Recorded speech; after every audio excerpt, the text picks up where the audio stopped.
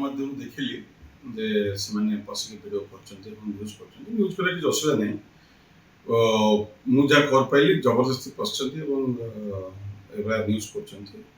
ସେ ଜାଣିବା ଦରକାର ଯେ ମୋର ଏଇଟା ବର୍ତ୍ତମାନ ପଜେସନ୍ ଅଛି ଏବଂ 15 ତାରିଖ ପର୍ଯ୍ୟନ୍ତ 4 ତାରିଖ ପର୍ଯ୍ୟନ୍ତ ନୋଟିସ୍ ଦିଆଯାଇଛି ଏବଂ 15 ତାରିଖ ମୋ ପଜେସନ୍ ଅଛି ଏବଂ ସେମାନେ ଜାଣିବା ଦରକାର ଯେ ସରକାରୀ କ୍ୱାର୍ଟର ଯେଉଁଭଳିଆ ନିଆଯାଇଥାଏ ସେମିତି ଫେରାଯାଏ। ସେ ଅନୁସାରେ ମୁଁ ତାକୁ ତିଆରି କରିକି ସକାଳୁ ଫେରିବି।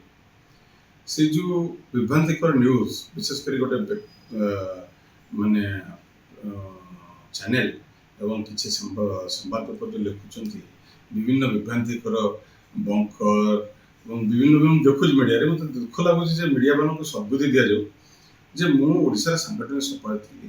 ବିଭିନ୍ନ ନେତାମାନେ ଆସୁଥିଲେ, ଓଡ଼ିଶାର କର୍ମୀମାନେ ଆସୁଥିଲେ ଏବଂ ସେମାନଙ୍କର ବସିବା ଜାଗାକୁ ରଖିବା ପାଇଁ ମୁଁ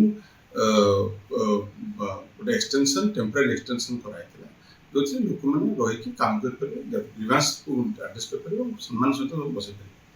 ଏବଂ ଯେତେବେଳେ କ୍ୱାର୍ଟର ମୁଁ ତ ସବୁ ପ୍ରୋସିଜର ଫଲୋ କରିକି କ୍ୱାର୍ଟରକୁ ଅନ୍ ଟାଇମ୍ ଛାଡ଼ିବା ପାଇଁ ମୁଁ କହିଛି ଏବଂ କାଲି ବି ଆସିଥିଲେ ଜିଏ ଡିପାର୍ଟମେଣ୍ଟ। ମୁଁ କହିଲି on time I will release the quarter and as it is ଯାହା ଅଛି ସେଇଆ କରିକି ଦିଆଯିବ। ଏବଂ ତା ଭିତରେ ଏତେ କ'ଣ ସେଠି ଅଛି ଏବଂ ଲୋକ ଯେଉଁ 15 ଦିନ ହେଲା ଗୋଟେ ନ୍ୟୁଜ୍ ଚାଲିଛି, ଭଗବାନ ତାଙ୍କୁ ସଦ୍ବୁଦ୍ଧି ଦିଅନ୍ତୁ। ଲୋକ ସତ ସବୁ ଜାଣିଛନ୍ତି। ମୋର କାମ ହେଲା ଓଡ଼ିଶାବାସୀଙ୍କର କାମ କରିବା ଏବଂ ମୁଁ ଯେହେତୁ ସଂଗଠନ ସମ୍ପାଦକ ଥିଲି, ବିଜୁ ଜନତା ଦଳର ସମସ୍ତ କର୍ମୀ ନେତାମାନେ ଆସନ୍ତି ଏବଂ ସମସ୍ତେ ବିଭିନ୍ନ ଜାଗାରେ ବସିବା ଏବଂ ତାଙ୍କ ସମ୍ମାନ ସହିତ ବସିବା ମୋର କର୍ତ୍ତବ୍ୟ ଥିଲା ଏବଂ ସେ ଅନୁସାରେ କାମ କରାଯାଇଛି ଏବଂ ମୁଁ କ୍ୱାର୍ଟର ଯେମିତି ଥିଲା ସେମିତି ଫେରେଇବି। ଦ୍ୟାଟ୍ ଇଜ୍ ଆମର ମିନିମମ୍ ୱାର୍କ, ଯେଉଁଟାକି ନିୟମ, ଆଉ ସେ ନିୟମ ଭିତରେ ମୁଁ କାମ କରୁଛି। LIT Luxury Institute of Technology.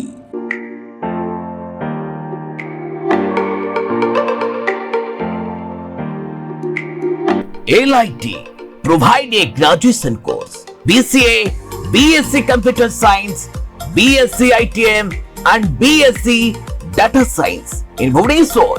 Contact number 067425444690.